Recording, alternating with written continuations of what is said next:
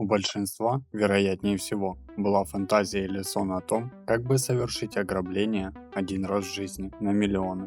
К счастью, большинство из нас достаточно здравомыслящие, чтобы не допустить воплощения этих мыслей в действие.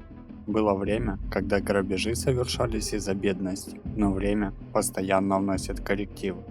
Итак, изменился не только способ ограбления, но и причина. Некоторые называют это искусством, другие берут вдохновление из голливудских фильмов, третьи грабят для того, чтобы показать, на что они способны. К вашему вниманию топ-5 крупнейших ограблений в истории человечества. Хоть 30 миллионов могут показаться не таким уж и большим рекордом для этого списка, имейте в виду, что это произошло еще в 1972 году. По сегодняшним меркам это будет стоить около 100 миллионов долларов. На тот момент это был мировой рекорд по ограблениям. Ночью 24 марта группа из 7 человек во главе с Эмилом Динса при помощи динамита сделали дыру в крыше депозитного хранилища и проникли внутрь United California Bank в Лагуна-Нигел, штат Калифорния, разграбив 458 банковских ячеек и беспрепятственно покинув помещение.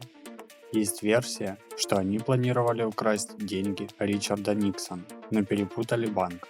Казалось бы, после такого ограбления нужно залечь на дно, но всего через несколько месяцев банда вновь совершила похожее ограбление банка, после чего ФБР смогли связать эти два преступления и выйти на след грабителей. Проведя обыск в таунхаусе, который снимал один из членов банды, они сняли отпечатки пальцев с посудомоечной машины и доказали виновность участников. Лишь одному из членов банды удалось тогда сбежать. Он скрывался на протяжении 8 лет в маленьком городке в Пенсильвании. Спустя время и он оказался за решеткой, а посадил его полковник полиции, с которым они познакомились и продружили 8 лет. Почти все украденное удалось вернуть владельцам, а в 2014 году в широкоформатную печать вышла книга Эмила Динса под названием «Внутри хранилища», в которой описывается подготовка и само ограбление. 80% неограненных алмазов в мире проходят через Антверпен, и разве грабители не знают об этом? За все время в городе было большое количество ограблений, но это тщательно спланированное и невероятное как по стоимости, так и по методу, при помощи которого оно было совершено. Куш был настолько большим, что грабители в буквальном смысле не смогли вынести всю свою добычу из хранилища, но все же смогли опустошить 123 из 189 депозитных ячеек. Лидером этой банды, как минимум из 4 человек, оказался Леонардо Натарбартоло, вор с 30-летним стажем. Ограбление готовилось годами. 4 человека, участвующие в нем, за 3 года до этого арендовали офис в здании, где Леонардо выдавал себя за итальянского торговца алмазами. Он годами назначал встречи и мелкие сделки, чтобы завоевать доверие и авторитет. Когда наступил момент X, грабители вставили фальшивые ленты в камеры наблюдения, чтобы скрыть свои передвижения. Хранилище было под защитой 10 уровней безопасности, включая инфракрасные датчики движения, доплеровский радар, магнитное поле и замок со 100 миллионами возможных комбинаций. Ограбление назвали ограблением века, и до сих пор полиция не может объяснить, как именно оно было совершено. Лидер банды был пойман после того, как один из его сообщников не смог избавиться от мешка для мусора с важными уликами, а драгоценные камешки на сумму 100 миллионов долларов так и не были найдены. В 1970-х годах возникла Организация освобождения Палестины, террористическая группа во главе с Ясиром Арафатом, целью которой было создать родину для палестинского народа. Они были на войне, а война стоит денег.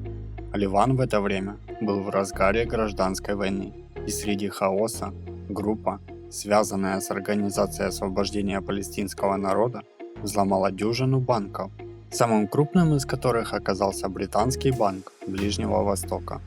Группа взорвала стену банка которая принадлежала католической церкви по соседству.